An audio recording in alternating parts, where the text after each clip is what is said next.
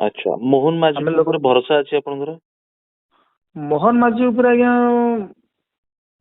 ଭରସା କହିଲେ ଯଦି ଭରସା ଥାନ୍ତା ତାହେଲେ ତ ଆଜ୍ଞା ବର୍ତ୍ତମାନ 80 ଦିନ ଆମକୁ ବସାନ୍ତା ନାହିଁ। ଆପଣଙ୍କ ନାଁଟା କଣ? ମୋ ନାଁଟା ସାର୍ ସଞ୍ଜୟ ମୁଣ୍ଡା। ସଞ୍ଜୟ ମୁଣ୍ଡା ମୁଣ୍ଡା ସଞ୍ଜୟ ମୁଣ୍ଡା। ମୁଣ୍ଡା। ଆଜ୍ଞା ନମସ୍କାର ସାର୍। ନମସ୍କାର। ଆଜ୍ଞା ମୁଁ କେଉଁଝର ଜିଲ୍ଲାରୁ ଆଜ୍ଞା ହୁଁ। ଜଣେ ସରପଞ୍ଚ କହୁଛି। ଆଚ୍ଛା। ଆମ ଆପଣଙ୍କର ନ୍ୟୁଜ ଗୁଡାକ ମୁଁ ଦେଖୁଛି ବହୁତ ବଢିଆ, ଯାହା ମାନେ ବହୁତ ମାନେ ହିମତର ସହିତ ଆପଣ ସ୍ୱର ଉଠଉଛନ୍ତି, ବିଶେଷ କରି ଆମ ଜିଲ୍ଲାର। ଦେଖୁଥିଲି ସେ ରାଜେଶ ଜୟସୱାଲ ବିଷୟରେ କହୁଥିଲେ। ହୁଁ। ତ ଆମ ପାଖରେ ବି ସାର୍ ଗୋଟେ କମ୍ପାନୀ ଅଛି। ଆଚ୍ଛା। ଆମେ ପୁରା ପ୍ରଭାବିତ ହଉଛୁ ସାର୍। 500 ମିଟର ଦୂରରେ, ମାନେ ପ୍ଲାଣ୍ଟ ରୁ 500 ମିଟର ଦୂର ଆମ ଘର। ଆଚ୍ଛା। ଏତେ ମାତ୍ରାରେ ସାର୍ ଆମେ ପ୍ରଭାବିତ ହଉଛେ, ଯୋଉ ଲୋକାଲ ଆଦିବାସୀ ଲୋକଙ୍କର ଜାଗା ଯାଇଛି, ସେ ମାନେ ଆମ ମାନଙ୍କର ବି ଜାଗା ଯାଇଛି, କିନ୍ତୁ ଆମମାନେ କିଛି ପାଇଲୁନି ଆଜ୍ଞା। ଯାହା ଲେବର ଫେବର କାମ ଗୁଡା ଦେଇଥିଲେ, ଆଉ ଦେଲା ପରେ ଧରନ୍ତୁ ଜଣେ ଜମି ଦେଲା ସାର୍ 45 ବର୍ଷ କି 50 ବର୍ଷରେ 5 ବର୍ଷ କାମ କଲା ପରେ ତାକୁ ବାହାର କରିଦିଆଗଲା, ପଇସା ହେଇଗଲା ବୋଲି।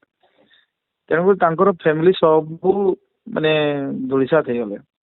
ଆଚ୍ଛା। କିଛି 5-10ଟା ଲୋକ ଯୋଉମାନେ କି ମାନେ ବାହୁବଳୀ ଲୋକମାନେ, ଯୋଉ ଟ୍ରାନ୍ସପୋର୍ଟିଂ ଗାଡି ଏନଗେଜ ଲଗେଇବା କଥା, ସେଇପରିକା ଲୋକମାନେ ହିଁ ଚଳୁଛନ୍ତି। କୋଉମାନେ ସେମାନେ? ଏଇ ଅଞ୍ଚଳର କିଛି ଜଣ। ଆଚ୍ଛା। ତା ସହିତ ପୂର୍ବରୁ ଟିକେ ଠିକ ଠାକ ଚାଲିଥିଲା, ଏବେ ସବୁ ଅଣ ଓଡିଆ ଆଜ୍ଞା, ସବୁ ବିହାରୀ ଏବଂ ବଙ୍ଗାଳୀ ସବୁ ଭର୍ତ୍ତି ହେଇଯାନ୍ତି। ଆଚ୍ଛା। ଏ ଅଞ୍ଚଳ ଲୋକକୁ ବିଭିନ୍ନ ପ୍ରକାର କାରଣ ଦେଖେଇକିରି, ଯେମିତି କି ଜଣେ ଡକ୍ଟର କୁ ଆଣିଛନ୍ତି ଆଜ୍ଞା, ତାକୁ କଣ୍ଡିସନ ବେସିସ ରେ ଏଗ୍ରିମେଣ୍ଟ କରିକି, ମାନେ ପ୍ରତ୍ୟେକ ମାସ ଜଣେ 2 ଜଣଙ୍କୁ ଅନଫିଟ ଡିକ୍ଲାର କରିବ। ଲୋକାଲ ଲୋକଙ୍କୁ ମେଡିକାଲି ଗୋଟେ ଅନଫିଟ କରିଦେଇବ, ତାଙ୍କୁ ବାହାର କରିଦେଇକି ଦୂସରା ଲୋକଙ୍କୁ ସେ ପୁରେଇବେ। ଆଚ୍ଛା। ଏବଂ ସେଥିରେ ବେଶୀ ଖେଳ ଖେଳୁଛନ୍ତି ବର୍ତ୍ତମାନ ସିଏମଙ୍କର ମୁଖ୍ୟ ଲୋକ, ତାଙ୍କ ଗାଁର ଗଣେଶ୍ୱର ମହାନ୍ତ ବୋଲି ଗୋଟେ ଲୋକ। ଏଠି ପୁରା ସେ ତାଙ୍କର ସିଓ, ଯିଏ ବିହାରୀ ସିଓ କୁ ସପୋର୍ଟ କରିକି କମ୍ପାନୀକୁ ଚଲେଇଛନ୍ତି। ଆମର ଏଠି ଆଜ୍ଞା ବର୍ତ୍ତମାନ 82 ଦିନ ହେଲାଣି ଆନ୍ଦୋଳନ ଚାଲିଛି। ମାନେ ଗେଟ୍ ବାହାରେ ଗୋଟେ ଶାନ୍ତିପୂର୍ଣ୍ଣ ଧାରଣାରେ ଆମେ ଶାନ୍ତି ସମୟରେ ବସିଛନ୍ତି ଲୋକମାନେ। ଇଲିଗାଲି 60 ଜଣଙ୍କୁ ବାହାର କରିଛି ଚାକିରିରୁ, ଯୋଉମାନେ କି 20 ବର୍ଷ 22 ବର୍ଷ ଲେଖା କାମ କରିଥିଲେ। ଆଚ୍ଛା। ବାରମ୍ବାର ଆପଣଙ୍କ ଏମଏଲଏ କିଏ? ଏମଏଲଏ ପରା ମୁଖ୍ୟମନ୍ତ୍ରୀ ଆଜ୍ଞା, ମୋହନ ମାଝୀ ନାଇଁ? ମୋହନ ମାଝୀ ନିଜେ ଆଜ୍ଞା। ଆଚ୍ଛା। ମୋହନ ମାଝୀଙ୍କୁ ଜଣାଇଥିଲେ ଏ ବାବଦରେ? ହଁ ଜଣେଇ, ତାକୁ ଲିଖିତ ମଧ୍ୟ ଦେଇଛୁ, ଆମ ପାଖରେ ସବୁ ପେପର ମଧ୍ୟ ଅଛି ଆଜ୍ଞା। କଣ କହୁଛନ୍ତି ମୋହନ ବାବୁ? ମୋହନ ମାଝୀ କହୁଛି ହଁ ସେଟା ମୁଁ କଥା ହେଇଯିବି, ସାମ୍ନା ସାମ୍ନି ଆମେ ଦେଇଥିଲେ ଯାଇକି, ହଁ ସେଟାକୁ ମୁଁ କଥା ହେଇଯାଉଛି, ହେଇଯିବ। ତ କଲେକ୍ଟର ମଧ୍ୟ କଲେକ୍ଟରଙ୍କୁ ସେ କହିଛନ୍ତି, କଲେକ୍ଟର 2 ଜଣ ଲୋକଙ୍କୁ, ସେ ଗଣେଶ୍ୱର ମହାନ୍ତ ଏବଂ ବିବେକା ମହାନ୍ତ 2 ଜଣ ଲୋକ ଅଛନ୍ତି ମୁଖ୍ୟମନ୍ତ୍ରୀଙ୍କ ଲୋକ, ତାଙ୍କ ସହିତ କଥା ହେଇକି ଫାଇନ୍ କରିବା ପାଇଁ କହିଛନ୍ତି। ସେମାନେ ବିଲକୁଲ କରୁନାହାନ୍ତି। ଓଲଟା ସେ ଗଣେଶ୍ୱର ମହାନ୍ତ କଣ କହୁଛି, ଆମର ମୁଖ୍ୟ ଲିଡର ମାନଙ୍କୁ କହୁଛି କି ତମେ ବସି ଥାଇକି ଦରମା ନେବ, ଆଉ ଏଟାକୁ ଉଠେଇ ଦିଅ, ଅନ୍ୟମାନଙ୍କୁ ଚାକିରି ମିଳିବନି। ମାନେ 2-3 ଜଣଙ୍କୁ ମାନେ ମାଣ୍ଡୁଆଲି କରୁଛନ୍ତି ସେମାନଙ୍କୁ।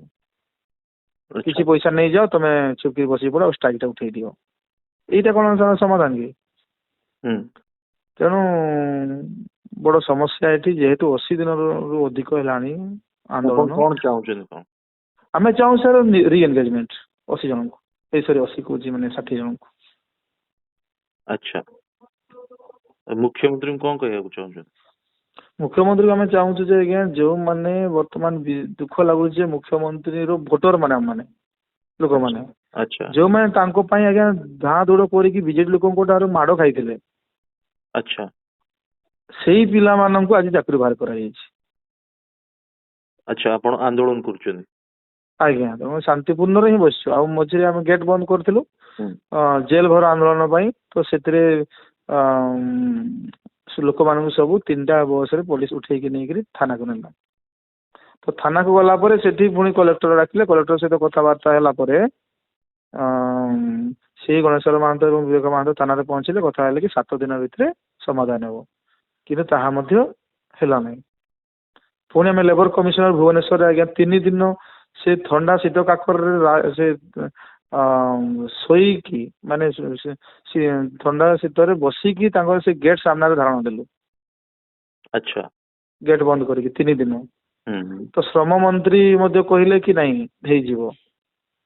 ଶ୍ରମ ସଚିବ ଲେବର କମିଶନର ସମସ୍ତେ ସାର୍ ଉପସ୍ଥିତିରେ ସେମାନେ କହିଲେ ଯୋଉମାନଙ୍କୁ ବାହାର କରାଇ ସମସ୍ତଙ୍କୁ ଚାକିରିକୁ ନିଆଯିବ। ଓକେ। ତାଙ୍କର କଥାକୁ ମଧ୍ୟ ଆଜ୍ଞା ଇଏ କମ୍ପାନୀ ଶୁଣୁନାହିଁ। ଆଚ୍ଛା। ତେଣୁ ମୁଖ୍ୟମନ୍ତ୍ରୀ ତ ଚାହିଁଲେ ସାଙ୍ଗେ ସାଙ୍ଗେ କଥାଟା ସମାଧାନ ହେଇଥାନ୍ତା। ସମାଧାନ ହେଇଯିବା କଥା ଆଜ୍ଞା। ସେ ଯୋଉମାନଙ୍କୁ ଦାୟିତ୍ୱ ଦଉଛନ୍ତି ସେମାନେ କରୁନାହାନ୍ତି। ତ ଯଦି କରୁନାହାନ୍ତି ତ ଆଜି ପର୍ଯ୍ୟନ୍ତ ଆମେ ମାନେ ଯୋଉ ଲୋକମାନେ ବସିଲେ ସେ କାହିଁ କରିବନି ଆଜ୍ଞା? ମୋହନ ବାବୁ ମୁଖ୍ୟମନ୍ତ୍ରୀଙ୍କର ଭୁଲ। ନାଇଁ, ମୋହନ ବାବୁ କଣ ପାଇଁ ଚାହୁଁନାହାନ୍ତି ବୋଲି ଭାବୁଛନ୍ତି? ସେ କଣ ପାଇଁ ଚାହୁଁନାହାନ୍ତି ସେଟା ଆମେ କହିପାରିବାନି ଆଜ୍ଞା। ସେ କମ୍ପାନୀ ଏଟା ତ ବର୍ତ୍ତମାନ ଦେଖାଯାଉଛି କମ୍ପାନୀରେ ଏମଏସପି ସ୍ପଞ୍ଜ ଆଇରନ୍ ଲିମିଟେଡ। ଆଚ୍ଛା, ଏଟା କୋଉ ଜାଗାରେ? ଏଇଟା ହଉଛି ହଳଦିଆଗୁଣା ହୁଁ। ଆଜ୍ଞା, ସଦର ବ୍ଲକ କେଉଁଝର। ଆପଣ କେତେ ଅଛନ୍ତି ସେଠି ମାନେ କ୍ଷତିଗ୍ରସ୍ତ? ଆଜ୍ଞା, କେତେ ଜଣ କ୍ଷତିଗ୍ରସ୍ତ ଅଛନ୍ତି? କ୍ଷତିଗ୍ରସ୍ତ ଆଜ୍ଞା ଲ୍ୟାଣ୍ଡ ଲୁଜର ବର୍ତ୍ତମାନ ଯଦି ଆଦିବାସୀ ଲୋକମାନଙ୍କୁ ଦେଖାଯାଏ ତାହେଲେ ପାଖାପାଖି 100 ପରିବାର ଆଜ୍ଞା। 100 ପରିବାର ଆଜ୍ଞା। ଆନ୍ଦୋଳନରେ ବସିଛନ୍ତି ଏବେ ବି? ନାଇଁ ନାଇଁ, କ୍ଷତିଗ୍ରସ୍ତ ଲୋକ କେବଳ ବସି ନାହାନ୍ତି, ଯୋଉମାନେ ଚାକିରିରୁ ଆଜ୍ଞା ବାହାରିଛନ୍ତି। ନାଇଁ, କେତେ ଲୋକ ବସିଛନ୍ତି ଆନ୍ଦୋଳନରେ? ଚାକିରିରୁ ବାହାରିଛନ୍ତି 60 ଜଣ, କିନ୍ତୁ ଲୋକ ବସିଛନ୍ତି ଆଜ୍ଞା 1000 କମ। ଆଚ୍ଛା, ଚାକିରିରୁ କାହିଁକି ସେମାନଙ୍କୁ ବାହାର କରାଗଲା? ସେମାନେ ଆଜ୍ଞା ଗୋଟେ ଟ୍ରେଡ୍ ୟୁନିୟନ ଯୋଉ ପ୍ଲାଣ୍ଟ ଥାଏ, ସେମାନଙ୍କୁ ଯିଏ ଟିକେ କଥାଟା କହିଦେଲା ତାଙ୍କୁ ବାହାର କରିଦେଲା। ଆଚ୍ଛା। ଯେମିତି ମୁଁ ଆପଣଙ୍କୁ କହିଲି, ଜଣକୁ ଟେଣ୍ଡର କହୁଛି ଏଗ୍ରିମେଣ୍ଟ ଗୋଟେ ଡକ୍ଟରକୁ ଆଣିଛନ୍ତି, ପ୍ରତ୍ୟେକ ମାସ 4 ଜଣଙ୍କୁ ବାହାର କରିବେ। ଆଚ୍ଛା। ଅନଫିଟ୍ କରିକି। କିନ୍ତୁ ସେ ଲୋକମାନେ ଯେତେବେଳେ ସମ୍ ହସ୍ପିଟାଲ ଯାଉଛନ୍ତି ଆଜ୍ଞା, ଚେକ୍ କରୁଛନ୍ତି ହେଲ୍ଥ, ସେଥିରେ ଫିଟ୍ ସାର୍ଟିଫିକେଟ ନେଇକି ଆସୁଛନ୍ତି। ଓକେ। ଏ ଟ୍ରେଡ୍ ୟୁନିୟନ କିଏ ଚଲାଉଛି? ଟ୍ରେଡ୍ ୟୁନିୟନ ସାର୍ ଭାରତୀୟ ମଜଦୁର ବିଏମଏସ୍ ଅଧୀନରେ କାମ କରୁଛି। କିଏ ତାର ମୁଖ୍ୟ କିଏ? ମୁଖ୍ୟ ହଉଛନ୍ତି ସାର୍ ଶାନ୍ତନୁ ମହାପାତ୍ର ହଉଛନ୍ତି ସଭାପତି। ଆଚ୍ଛା। ଜାଣିଥିବେ ଶାନ୍ତନୁ ମହାପାତ୍ରଙ୍କୁ। ହୁଁ। ଏବଂ ଏଥିରେ ଅଛନ୍ତି ଆମ ରାଜକିଶୋର ମିଶ୍ର, ଯିଏକି ଏମଏସପି ସ୍ପଞ୍ଜ ଆଇରନ୍ ମଜଦୁର ସଂଘ ମଜଦୁର ସଂଘର ଜେନେରାଲ ସେକ୍ରେଟାରୀ। ସେ ଜେନେରାଲ ସେକ୍ରେଟାରୀ ଯୋଉଦିନ ହେଲା ତାର 5 ଦିନ ପରେ ବାହାର କରିଦିଆଗଲା, ମାନେ ୟୁନିୟନ କରୁଛେ ବୋଲି। ଆଚ୍ଛା, ଆପଣଙ୍କ ନାଁଟା କଣ? ମୋ ନାଁଟା ସାର୍ ସଞ୍ଜୟ ମୁଣ୍ଡା। ସଞ୍ଜୟ ମୁଣ୍ଡା ସଞ୍ଜୟ ମୁଣ୍ଡା। ମୁଣ୍ଡା। ଆଜ୍ଞା। ଆଚ୍ଛା, ରାଜେଶ ଜୟସୱାଲର କେଉଁଝରରେ କଣ ମାନେ ଦବଦବା? ରାଜେଶ ଜୟସୱାଲ ସାର୍ ଏପଟକୁ ସେ ପହଞ୍ଚିନି ଆମ ଏରିଆକୁ, ମାନେ ଯେହେତୁ ଏଟା ହଉଛି ଆମର ସଦର ବ୍ଲକରେ ଯାଉଛି, ସେ ବିଶେଷ କରି ଟାର୍ଗେଟ କରୁଛି ଆପଣଙ୍କୁ କହିବା ଅନୁସାରେ ଯେତିକି ମାଇନ୍ସ ଅଛି ଆଜ୍ଞା ସେପଟେ, ଯୋଉ ଯୋଡା ବଡବିଲ ଏରିଆରେ, ଯୋଡା ବ୍ଲକ ହେଲା କି ଯୋଡା ବ୍ଲକ ଏବଂ ବଡବିଲ ଚମ୍ପୁଆ, ଏଇ ବେଲ୍ଟରେ ଆଜ୍ଞା ମ୍ୟାକ୍ସିମମ୍ ମାଇନ୍ସ ପ୍ଲାଣ୍ଟ ଅଛି। ତ ସେ କଣ କରୁଛି, ପ୍ରତ୍ୟେକ ଟନ ପିଛା ଇନକମିଂ ଏବଂ ଆଉଟଗୋଇଂ ଯେତେ ସବୁ ଗାଡି ଆସୁଛି, ସବୁ ଗାଡିରୁ ପର ଟନ୍ ସେ ମାନେ 60 ଟଙ୍କା ପାଖାପାଖି କଣ ଚାର୍ଜ କରୁଛି ବୋଲି ଯାହା ମୁଁ ବିଶେଷ ଜାଣିଛି, କିନ୍ତୁ ଅଧିକ ଥାଇପାରେ। ଆଚ୍ଛା। ପର ଟନ୍ ତ ହଜାର ଟନ୍ ଆଜ୍ଞା ଯାଉଛି, ମାନେ ହଜାର ଟନ୍ ଡେଲି ଯାଉଛି। ମାନେ ଗୋଟେ ଟଲରରେ ଆଜ୍ଞା କେତେ ଟଙ୍କା ଯାଉଥିବ ମାଲ? 43 ଟନ୍। ଗୋଟେ ଟଲର ଯଦି ଯାଉଛି 43 ଟନ୍, ତାହେଲେ 43 ଟନ୍ ଇଣ୍ଟୁ 60 ଯାହା ହବ ଆଉ। ଆଚ୍ଛା। ତ ତାହେଲେ କେତେ କେତେ ଗାଡି ଆଜ୍ଞା ଯାଉଛି, ମାନେ ସେପଟେ ଆପଣ ଦେଖନ୍ତୁ କୋଇଟା ସେକ୍ଟର ପର୍ଯ୍ୟନ୍ତ, କୋଇଟା ସେକ୍ଟର ଏପଟେ ମାନେ ଯାଏ ଟ୍ରେନ, ପୁଣି ଟ୍ରେନରେ ବି ଯାଉଛି ଆଜ୍ଞା, ଟ୍ରେନ ବି ଯାଉଛି। ତେଣୁ କମ୍ପାନୀ ଯେତେ ଟନ୍ ମାଲ ବାହାର କରିବ ସବୁଥିରୁ ତାର ପରସେଣ୍ଟେଜ ଅଛି ଆଜ୍ଞା। ଆଚ୍ଛା। ତେଣୁ କଣ କରିବା, ଆମର କେଉଁଝର ଲୋକଙ୍କର ଦୁର୍ଭାଗ୍ୟ। ଏବେ ମୋ ପଞ୍ଚାୟତରେ ଆଜ୍ଞା ଏଠି ସବୁ ଟିବିର ପେସେଣ୍ଟ, କିଡନୀ ପେସେଣ୍ଟ, ଭୟଙ୍କର ରୋଗରେ ମରୁଛନ୍ତି। ଛେଳି ମାନେ ବର୍ତ୍ତମାନ, ସେମାନେ ଛେଳି ମାନଙ୍କର ରୋଗ ବର୍ତ୍ତମାନ ଯୋଉ ଘାସ ଖାଉଛନ୍ତି ଆଜ୍ଞା, ଘାସରେ ପୁରା ଗୋଟେ ସ୍ତର ପଡିଯାଇଛି, ପୁରା କଳା ବ୍ଲାକ୍ ସ୍ତର ଗୋଟେ ପଡିଯାଉଛି। ମାନେ ଗାଈ ମାନେ ସେ ଘାସ ଖାଇପାରନ୍ତି, ପୋଖରୀରେ ଗାଧେଇଲା ବେଳକୁ ପୁରା ବ୍ଲାକ୍ ମାନେ ଅବରଣ ପଡିଯାଉଛି। ଆପଣ ସରପଞ୍ଚ ଅଛନ୍ତି ସେଠି ନା? ଆଜ୍ଞା ଆଜ୍ଞା। କୋଉ ପଞ୍ଚାୟତର? ଗୋବର୍ଦ୍ଧନ ପଞ୍ଚାୟତ। କୋଉ ପଞ୍ଚାୟତ? ଗୋବର୍ଦ୍ଧନ ଗୋବର୍ଦ୍ଧନ ପଞ୍ଚାୟତ ଆଜ୍ଞା। ତେଣୁ ଜିନିଷଟା କଣ ହଉଛି, ଆମେ ଲିଡିଂ ନେଲା ବେଳକୁ ଆଜ୍ଞା କଣ କରୁଛି କମ୍ପାନୀ, ଯେ ନା ସରପଞ୍ଚ ଆମକୁ ହଇରାଣ କରୁଛି ବୋଲି ସେ କହୁଛି। ତେଣୁ ଆପଣ କାହା ସହିତ ଅଛନ୍ତି, କମ୍ପାନୀଙ୍କ ସହିତ ନା ଲୋକଙ୍କ ସହିତ? ଆମେ ଲୋକଙ୍କ ସହିତ ଆଜ୍ଞା। ଆଚ୍ଛା, ମୋହନ ମାଝୀ ଉପରେ ଭରସା ଅଛି ଆପଣଙ୍କର? ମୋହନ ମାଝୀ ଉପରେ ଆଜ୍ଞା ଭରସା କହିଲେ ଯଦି ଭରସା ଥାନ୍ତା ତ ଆଜ୍ଞା ବର୍ତ୍ତମାନ 80 ଦିନ ଆମକୁ ବସାନ୍ତା ନାହିଁ। ଆଚ୍ଛା। ଆମେ ଆଶା କରିଥିଲୁ ଆମ ମୁଖ୍ୟମନ୍ତ୍ରୀ ଏ ଅଞ୍ଚଳର ମୁଖ୍ୟମନ୍ତ୍ରୀ ହୁଁ ଆମ ମୋ ପଞ୍ଚାୟତରେ ଆଜ୍ଞା ଗୋବର୍ଦ୍ଧନ ପଞ୍ଚାୟତ, ତା ପଞ୍ଚାୟତ ହଉଛି ରାଇକଳା ପଞ୍ଚାୟତ, ହୁଁ ମାନେ ମୋର ପଡୋଶୀ ପଞ୍ଚାୟତ ସେଟା। ଆଚ୍ଛା।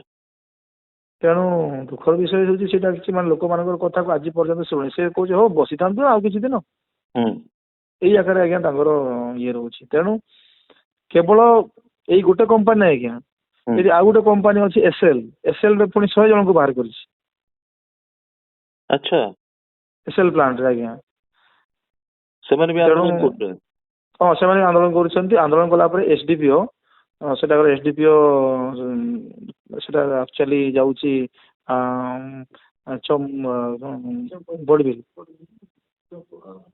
ବଡ଼ବିଲ୍ ଇଏରେ ଯାଉଛି। ହଁ କାନାଡ଼ା ସାର୍ ଯାଉଛି ମାଇନ୍ସ ଏରିଆରେ ସେ ଆମର କ'ଣ ଥାନା ବାମ୍ବାରୀ ଥାନା ଅଧୀନରେ ଯାଉଛି। ଆମେ ମାନେ ମଧ୍ୟ ଯାଇଥିଲୁ ସାର୍ ଠିକ ସେଠି। ଅଛି ସରପଞ୍ଚ ବାବୁ, ଆପଣ କୁହନ୍ତୁ ଆପଣଙ୍କର ଏବେ ଦାବି କ'ଣ? ମତେ ଆମ ଦାବି ଆଜ୍ଞା ଯୋଉମାନଙ୍କୁ ବାହାର କରିଛି 60 ଜଣଙ୍କୁ ଇଲିଗାଲି ଟର୍ମିନେଟ୍ କରିଛି, ଇଲିଗାଲି ଟର୍ମିନେଟ୍ କରିଥିବା ଶ୍ରମିକ ମାନଙ୍କୁ ପୁନର୍ନିଯୁକ୍ତି ଦିଆଯାଉ। ଓକେ। ଏବଂ ଯୋଉ 60 ଜଣଙ୍କୁ ସାର୍ ବାହାର କରାଯାଇଥିଲା, ଏବେ ଯୋଉମାନେ ସମର୍ଥନ କରିଥିଲେ ଏଇ ଆନ୍ଦୋଳନକୁ ସମର୍ଥନ କଲେ ସେମାନେ ପୁଣି 20 ଜଣ ପାଖାପାଖି ସେମାନଙ୍କୁ ମଧ୍ୟ ବର୍ତ୍ତମାନ ବାହାର କରିଦେଲେ। ଆଚ୍ଛା।